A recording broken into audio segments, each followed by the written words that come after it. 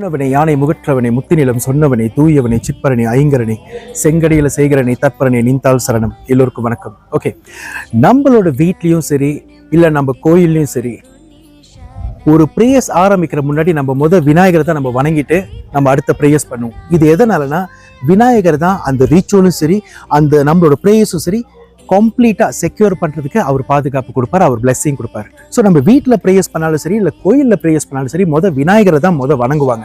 விநாயகரை வணங்கிட்டு தான் அப்புறம் சிவன், பார்வதி, முருகர், ராமர் இப்படியே படிப்படியாக அவங்க அந்த ப்ரேயர்ஸ் பண்ணுவாங்க.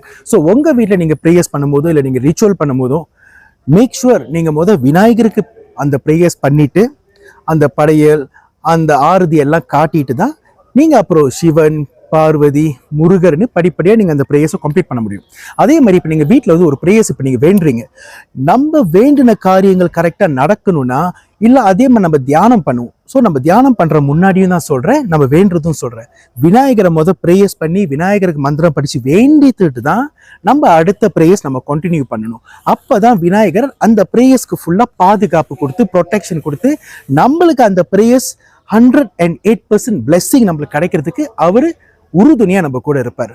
ஸோ இதுக்கு மேலே நம்மள யார் ஒன்றும் கரெக்டாக ப்ரேயர்ஸ் ஃபாலோ பண்ணலையோ இல்லை இதுக்கு மேலே நம்ம தவறாக பண்ணியிருக்கலாம் இல்லை நம்ம தெரியாமல் கூட பண்ணியிருக்கலாம். இந்த ப்ரேயர்ஸ் பண்ணாலும் விநாயகரை வணங்கிட்டு தான் அது செய்யணும். இப்போ நீங்கள் விநாயகரை வணங்காமல் இந்த ப்ரேயர்ஸ் பண்ணாலும் அப்புறம் எல்லா ப்ரேயர்ஸும் முடிச்சுட்டு கடைசியாக நீங்கள் விநாயகரை வணங்குனீங்கன்னா அந்த ப்ரேயர்ஸ் உங்களுக்கு இன்கம்ப்ளீட் ஆயிரும். நீங்கள் நினைக்கிறது உங்களுக்கு 108% கிடைக்காம போயிடும். ஸோ இதுக்கு மேலே ப்ரேயர்ஸ் பண்ணும்போது விநாயகரை வணங்கிட்டு தான் உங்களோட டே ஆரம்பிக்கணும். விநாயகரை வணங்கிட்டு தான் அப்புறம் நீங்கள் சிவன், பார்வதி, முருகர்னு அந்த ப்ரேயர்ஸ் சீக்வென்ஸை கரெக்டாக செய்யுங்க. ஸோ இது மூலயமா உங்களுக்கு நிறைய நன்மைகள் நடக்கும், விநாயகரோட பிளெஸ்ஸிங் கிடைக்கும். மறக்காம எனக்கு மெசேஜில் உங்களோட கமெண்ட்ஸ் போடுங்க. மேக் ஷூர் இந்த ப்ரேயர்ஸ் நான் சொன்ன மாதிரி கரெக்டாக செய்யுங்க. இது காலையில் செய்யலாம், ஈவினிங் செய்யலாம், பிரம்ம முகூர்த்தத்தை செய்யலாம். பட் மேக் ஷூர் விநாயகருக்கு ஆரத்தி காட்டி விநாயகருக்கு அந்த மந்திரங்கள் படித்து வக்ரதுண்ட மகாகாயை படிச்சுட்டு விநாயகரோட மூல மந்திரங்கள் படிச்சுட்டு அப்புறம் உங்கள் ப்ரேயர் சீக்வன்ஸை கரெக்டாக ஆரம்பிங்க. உங்களுக்கு எல்லாம் நல்லது நடக்கும். இன்பமே சுல்க எல்லோரும் வாழ்க. நமச்சிவாய.